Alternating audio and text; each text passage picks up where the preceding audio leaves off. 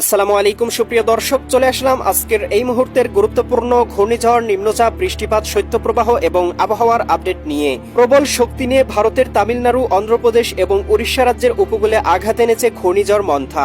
এ সময় ঘূর্ণিঝড়ের গতিবেগ সর্বোচ্চ রেকর্ড করা হয়েছে 130 কিলোমিটার। ঘূর্ণিঝড় মন্থা ক্রমশ ভারতের মধ্যপ্রদেশের দিকে অগ্রসর হচ্ছে। বাংলার সমুদ্র উপকূলীয় অঞ্চল অল্প পরিসরে উত্তাল রয়েছে এবং চট্টগ্রাম, কক্সবাজার, মোংলা ও পায়রা সমুদ্র বন্দরগুলোকে 2 নম্বর দূরবর্তী সতর্ক সংকেত দেখাতে বলা হয়েছে। ইতিমধ্যেই বাংলার আকাশে প্রবেশ করতে শুরু করেছে বৃষ্টিবলয় আঁখি। কোথাও কোথাও হচ্ছে বৃষ্টিপাত এবং 3 নভেম্বর সোমবার পর্যন্ত বৃষ্টিবলয়টি দেশের আকাশে অবস্থান করতে পারে। আজ 29 অক্টোবর বুধবার এবং আগামীকাল 30 অক্টোবর বৃহস্পতিবার জানিয়ে দিব কেমন থাকার সম্ভাবনা রয়েছে আগামী 24 থেকে 48 ঘন্টা দেশের 8 বিভাগের 64 জেলার আবহাওয়া পরিস্থিতি। তাই প্রিয় দর্শক, আপনি বাংলাদেশের কোন জেলা থেকে ভিডিওটি দেখছেন এবং আপনার জেলায় এই মুহূর্তে আবহাওয়ার কেমন অবস্থা রয়েছে কমেন্ট করে আমাদেরকে জানিয়ে দিন। প্রতিদিনের নিত্য নতুন আবহাওয়ার খবর এবং পূর্বাভাস পেতে এই ভিডিওটিতে লাইক দিয়ে চ্যানেলটি সাবস্ক্রাইব করে বেল আইকন অন করে রাখুন। প্রিয় দর্শক, চলে আসলাম আবহাওয়া পূর্বাভাস চিত্রে। এখান থেকে আমরা দেখতে পাচ্ছি ইতিমধ্যেই ঘূর্ণিঝড়টি ভারতের অন্ধ্রপ্রদেশ উপকূলে আঘাত এনেছে এবং এই মুহূর্তে ঘূর্ণিঝড়ের গতিবেগ রয়েছে ঘন্টায় 80 থেকে 90 কিলোমিটার পর্যন্ত এবং এর প্রভাবে কিন্তু এদিকে আমরা দেখতে পাচ্ছি উড়িষ্যা রাজ্য এবং পশ্চিমবঙ্গের আকাশটাও আংশিক মেঘাচ্ছন্ন এবং কোথাও কোথাও বৃষ্টিপাত হচ্ছে, কোথাও কোথাও ঝড়ো দমকা বাতাস প্রবাহিত হচ্ছে।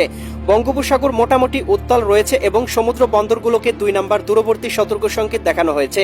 এবং প্রিয় দর্শক, ঘূর্ণিঝড়টি কিন্তু আমরা দেখতে পাবো ক্রমশ মধ্য ভারতের দিকে অগ্রসর হবে। এরপরে বিহারের দিকে গিয়ে ঘূর্ণিঝড়টি আরো শক্তি সঞ্চয় করতে পারে এবং প্রিয় দর্শক 31 অক্টোবর শুক্রবারের দিকে আমরা দেখতে পাবো বাংলার উত্তরাঞ্চলে একটি বৃষ্টিবলয় প্রবেশ করতে পারে এবং শনিবারের দিকে কিন্তু বাংলার উত্তরাঞ্চলে ঝড় ও দমকা বাতাস প্রবাহিত হতে পারে, বিশেষ করে রংপুর, রাজশাহী, ময়মনসিংহ এবং সিলেট বিভাগে। এরপরে কিন্তু প্রিয় দর্শক আমরা দেখতে পাবো ঘূর্ণিঝড়টি 1, 2, 3 তারিখের দিকে এদিকে আসামের দিকে অগ্রসর হয়ে আস্তে আস্তে নিঃশেষ হয়ে যাবে এবং হিমালয় থেকে শৈত্যপ্রবাহ কিন্তু বাংলার দিকে প্রবল আকারে ধেয়ে আসতে শুরু করবে এবং তীব্র থেকে তীব্রতর শৈত্যপ্রবাহ প্রবেশ করে যাবে। প্রিয় দর্শক, 1 নভেম্বরের দিকে দেখতে পাবো দেশের উত্তরাঞ্চলে একটি শক্তিশালী বৃষ্টিবলয় আঁখি অবস্থান করতে পারে।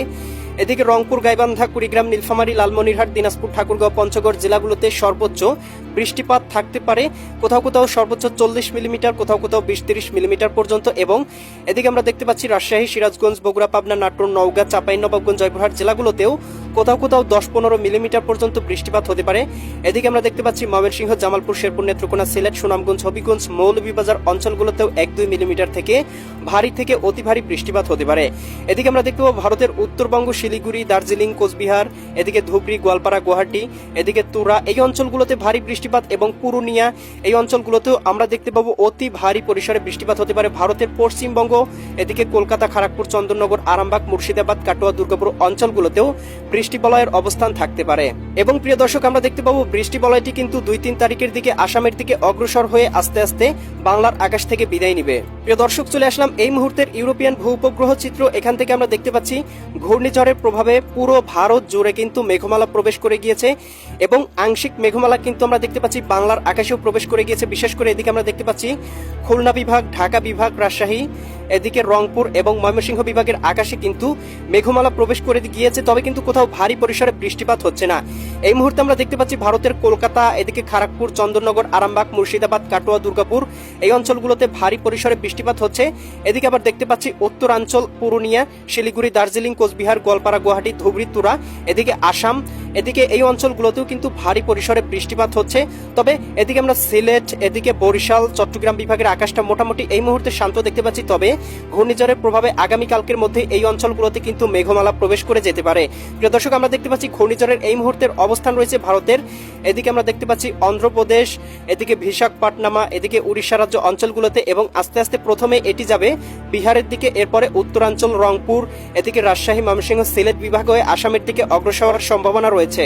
প্রিয় দর্শক, চলে আসলাম এই মুহূর্তের মেঘমালা চিত্রে। এখান থেকে আমরা দেখতে পাচ্ছি এদিকে খুলনা বিভাগ, খুলনা, যশোর, সাতক্ষীরা, বাগেরহাট, ঝিনাইদহ, মাগুরা, নড়াইল, কুষ্টিয়া, চুয়াডাঙ্গা, মেহেরপুর, রাজশাহী, সিরাজগঞ্জ, বগুড়া, পাবনা, নাটোর, নওগাঁ, চাঁপাইনবাবগঞ্জ, জয়পুরহাট, ময়মনসিংহ, জামালপুর, শেরপুর, নেত্রকোনা জেলাগুলোতে আকাশে আংশিক পরিসরে মেঘমালা প্রবেশ করেছে। সেই সাথে আমরা দেখতে পাচ্ছি ভারতের কলকাতা, খড়গপুর, চন্দননগর, আরামবাগ, মুর্শিদাবাদ, কাটোয়া, দুর্গাপুর, এদিকে রয়েছে বাঁকুড়া, বর্ধমান এই অঞ্চলগুলোতেও ভারী পরিসরে বৃষ্টিপাত হচ্ছে। এদিকে দেওঘর, গৃথি, এদিকে আমরা দেখতে পাচ্ছি উত্তরবঙ্গ, পুরুলিয়া, এদিকে এই অঞ্চলগুলোতে মোটামুটি এই মুহূর্তে ভারী পরিসরে মেঘমালার অবস্থান রয়েছে এবং ভারী পরিসরে বৃষ্টিপাত হচ্ছে। দর্শক, আমরা দেখতে পাবো আগামীকাল 30 অক্টোবর বৃহস্পতিবারের দিকে এদিকে আপনার ঘূর্ণিঝড়ের অবস্থান থাকতে পারে ভারতের মধ্যপ্রদেশের দিকে।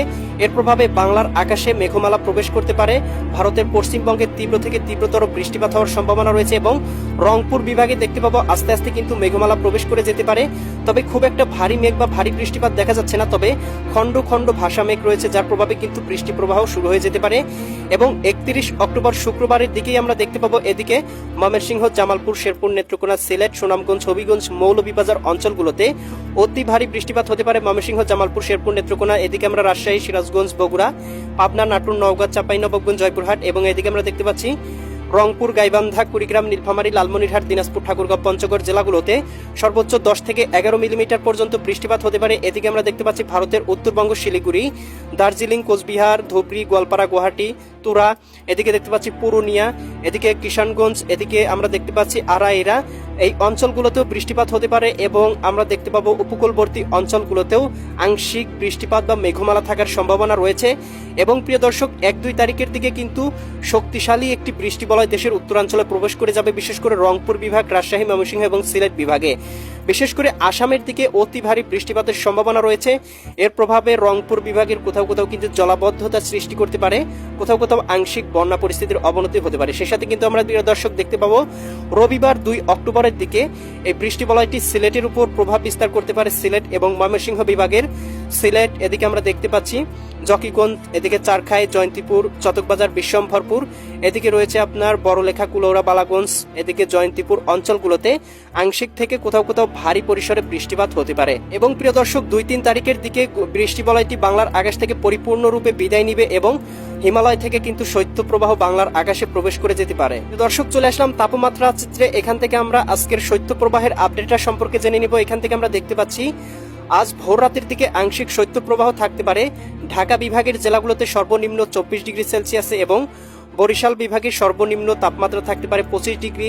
এদিকে আমরা দেখতে পাচ্ছি চট্টগ্রাম বিভাগের সর্বনিম্ন তাপমাত্রা থাকতে পারে এখান থেকে আপনার 23 থেকে 24 ডিগ্রি এবং এদিকে খুলনা বিভাগেও আমরা 24 থেকে 25 ডিগ্রি সেলসিয়াস তাপমাত্রা দেখতে পাচ্ছি। রাজশাহী বিভাগের সর্বনিম্ন তাপমাত্রা আসতে পারে ভোর রাতের দিকে 23 থেকে 24 ডিগ্রি। রংপুর বিভাগে আমরা সর্বনিম্ন তাপমাত্রা দেখতে পাবো 22 ডিগ্রি সেলসিয়াসে। ভারতের উত্তরবঙ্গে তাপমাত্রা কিছুটা কম থাকতে পারে। পশ্চিমবঙ্গের তাপমাত্রাও 24 থেকে 25 ডিগ্রি দেখতে পাবো। এদিকে মেঘালয় এবং মিজোরামের অঞ্চলগুলোতে কিন্তু 20 ডিগ্রির নিচে থাকতে পারে। তবে ত্রিপুরা রাজ্যে কিন্তু তাপমাত্রা 22 থেকে 23 ডিগ্রি, কোথাও কোথাও 24 ডিগ্রি থাকার সম্ভাবনাও রয়েছে। প্রিয় দর্শক, দিনের আবহাওয়া অত্যন্ত শুষ্ক থাকায় এবং বৃষ্টি প্রবাহের কারণে তাপমাত্রা কিছুটা কমে আসতে পারে। আমরা দেখতে পাচ্ছি ঢাকা বিভাগে 29 থেকে 30 ডিগ্রি সেলসিয়াস থাকতে পারে দুপুরের দিকে।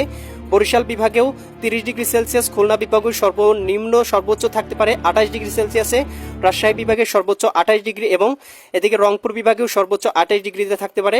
ময়মনসিংহ বিভাগের সর্বোচ্চ 30 ডিগ্রি এবং সিলেট বিভাগের সর্বোচ্চ 32 ডিগ্রি। এদিকে চট্টগ্রাম বিভাগের সর্বোচ্চ 31 থেকে 32 ডিগ্রিতে থাকার সম্ভাবনা রয়েছে। ভারতের ত্রিপুরা রাজ্যেও একই অবস্থা। মেঘালয়, মিজোরামের দিকেও মোটামুটি তাপমাত্রা 20 থেকে 25 ডিগ্রি সেলসিয়াসে থাকার সম্ভাবনা রয়েছে। ভারতের কলকাতার দিকে দেখতে পাবো সর্বোচ্চ তাপমাত্রা থাকতে পারে 26, 27, 28, 29 এইরকম।